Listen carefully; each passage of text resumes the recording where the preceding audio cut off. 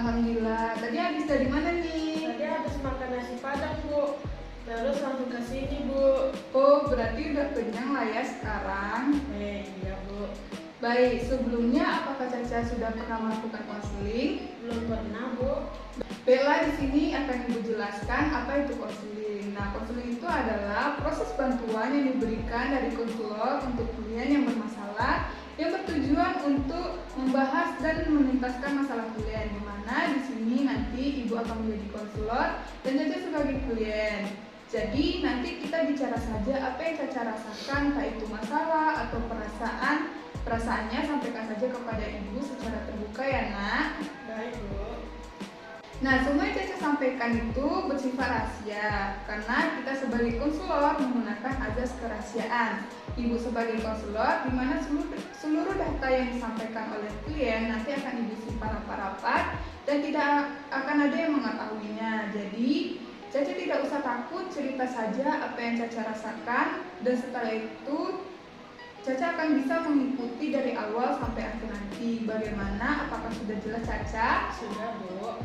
Baik, kalau begitu sebelum kita melakukan kegiatan lebih jauh lagi, kita perlu menyepakati di pertemuan kita hari ini mau berapa lama, kemudian kita mau berapa kali pertemuannya gitu. Dan ini Caca sendiri yang menentukan. Jadi kita mau berapa lama nih Caca? 10 menit, Bu.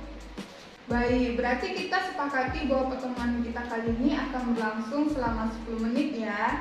Dan untuk pertemuan kita hari ini, apakah akan berapa kali kita pertemuan? Untuk pertemuan kali ini mungkin sekali saja, tapi ntar kalau Caca ada permasalahan lagi, mungkin Caca akan menghubungi Ibu lagi.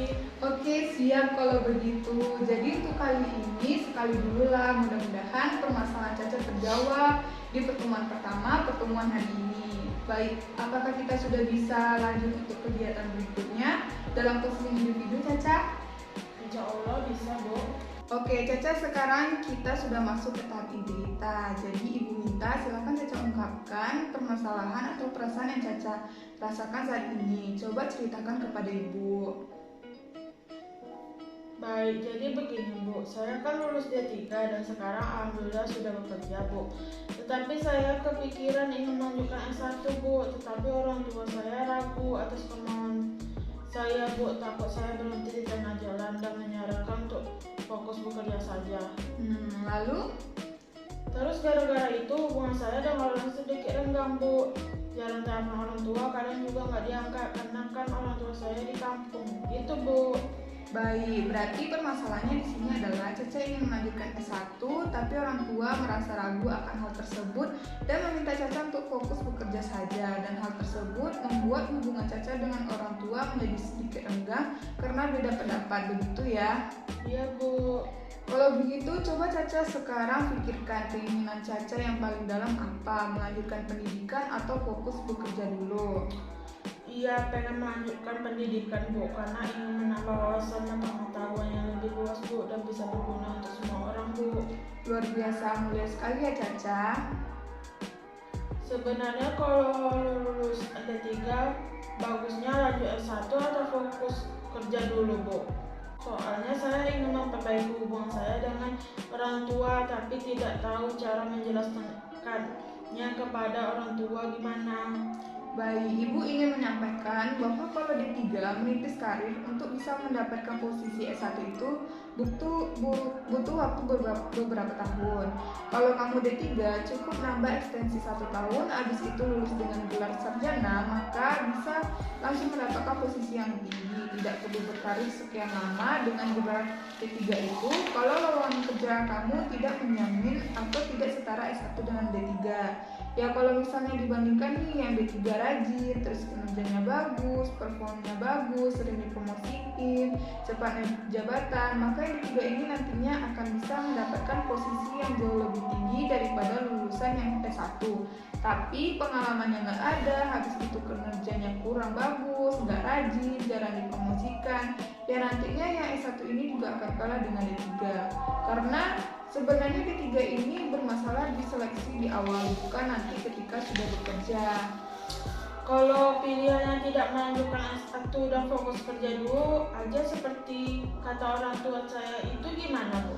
Baik, kalau pilihannya tidak lanjut S1 gimana? Itu kembali ditanyakan kepada diri masing-masing. Karena pertama, untuk membuat pengalaman. Kalau kamu berencana pengen berkarir begini-begini, dan kalau misalnya aku lanjut ekstensi, aku akan kehabisan waktu untuk lanjut kuliah. Sementara ekstensi 1 tahun itu sangat cukup bagi aku untuk mencari pengalaman yang mungkin pengalaman itu kebetulan ada sekarang. Kalau nggak sekarang nggak ada lagi nih. Kalau seperti itu mending tidak usah lanjut kuliah ekstensi dulu, ditunda dulu. Karena kalau ekstensi 1 ini tidak ada batas minimal umurnya. Jadi kalau kamu punya kesempatan emas atau kesempatan bagus yang mungkin gak akan ada lagi, kenapa kamu tunda? Sebaiknya kamu ambil kesempatan tersebut, entah ingin berkarir atau intensif apapun itu. Nah, dari yang ibu jelaskan ini dilihat dari keinginan diri Caca maunya apa. Nah, kemudian nih untuk memperkuat apa yang membuat Caca ingin melanjut S1. Yang pertama yang pasti untuk membanggakan orang tua, ingin menambah wawasan dan pengalaman yang nantinya berguna untuk orang di sekitar, Bu.